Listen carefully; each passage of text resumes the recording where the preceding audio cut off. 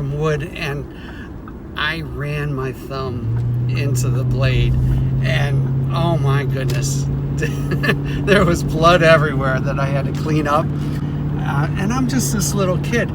I didn't tell a soul. Nobody. Hey tubers.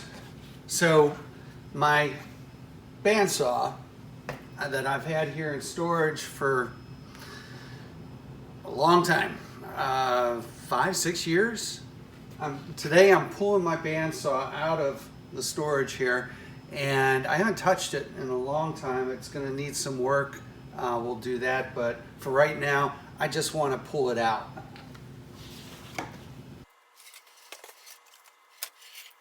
This thing doesn't look that heavy, but believe me, it is really heavy.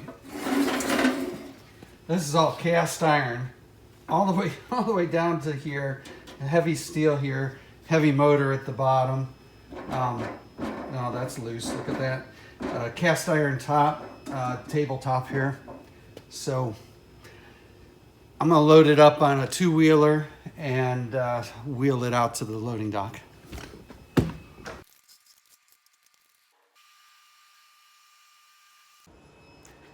I never had a pickup truck with a tonneau cover, but I've really kind of grown to like it.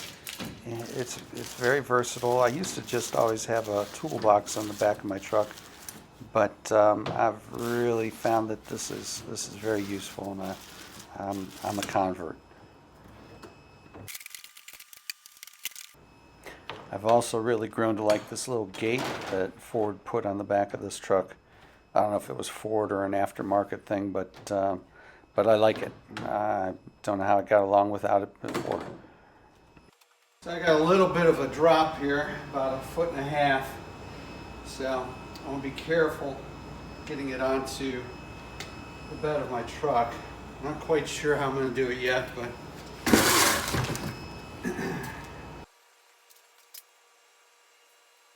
I'm assessing the situation here. Not quite sure how to do this. Again, it doesn't look that heavy, but believe me, it's heavy. So I found some old plastic, and I'm going to use that as a pillow and just tape it here to the bandsaw and give it a little bit of cushion.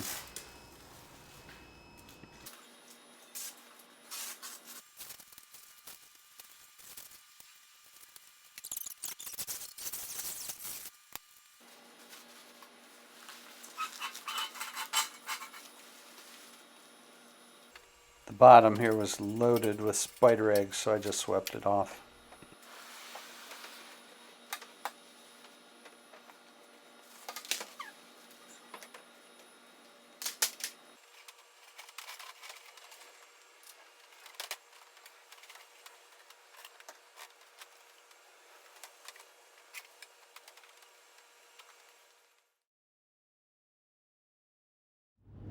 So I'm headed home with my bandsaw, and I don't know why. I don't use it that often, but I'm just really excited about it.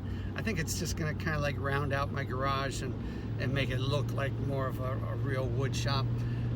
I just like it. I like the fact that it's a 1945 Delta bandsaw that has history. It's just kind of cool, and it brings me back to my childhood, actually, because this is the saw that I used as a child. And I was a child. I had my first major accident on this bandsaw. I was pretty young, probably 6-7 years old. I don't know, but I was making some different things and just having fun with it. I've used it. I had used it before under supervision. I'm sure my grandpa and my dad showed me how to use it. But I was taking advantage of the fact that no one was around, and so I was cutting up some wood, and I ran my thumb into the blade, and oh my goodness, there was blood everywhere that I had to clean up. And I'm just this little kid. I didn't tell a soul, nobody, because I knew if I said something that would be it. I wouldn't use the bandsaw ever again until I was 45 years old. So, so I wrapped up my thumb, No one ever asked me what happened to your thumb. They may have, and I probably ducked the question. And I was always really good at that. I'm still really good at that, at not answering a question. So, no scars. I'm okay, except emotional scars. But yeah, I'm fine. It taught me a real important lesson on safety, and I've always been very careful of that. And the table saw. The table saw is the most dangerous tool in anyone's workshop. That's where the most accidents happen, and you can watch lots of videos about that. I encourage you, go on YouTube and look up videos. There's lots of good ones out there. I'm not going to make one because actually I'm an offender. I do take some risks on the table saw, which is not smart, but for the most part, I'm very aware of the potential dangers of a table saw. So I'm headed home with my bandsaw. Yay! And we made it home safely.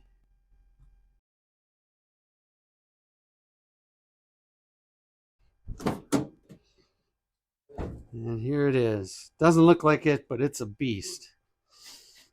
Sorry, I keep saying that.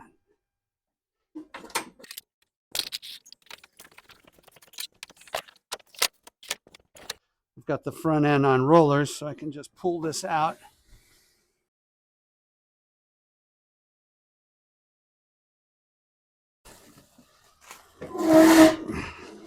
Now, almost perfect. There we go. So here we made it home.